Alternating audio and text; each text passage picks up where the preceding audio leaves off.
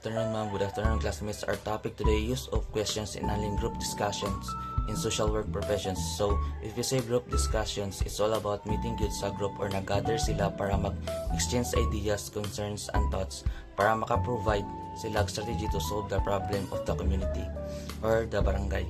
Group discussions is applicable and useful good ni para magsinabtanay ang leader o ang people. Pero in the end of the day, walay conflict may tabo sa CEO and the people kay gidungog manggod ilang ideas like gipansin below.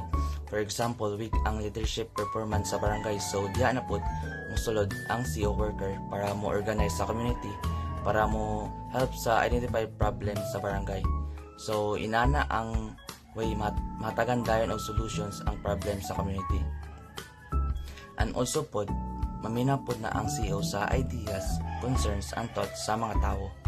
Lagi para walay conflict, matabuan, matagan og solutions ang problem and ma-achieve ang desired goal sa community. So, next mo report is my partner Jumel Suaso. Using questions in group discussion is a two-way tool in which simulate thinking and also encourage participants to participate towards the intervention. So if we say simulate thinking, so if you ask a certain question, participants will analyze and evaluate their perspective, their own perspective, and then also in encouraging participants to how to say participate.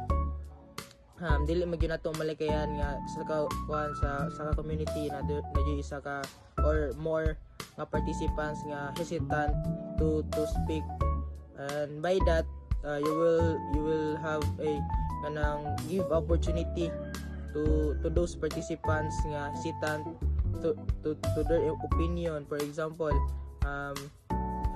Jisrael, for katong example ni Jisrael nga ang leader kay weak, then nag-include ang community nga ilisan ang maong leader, then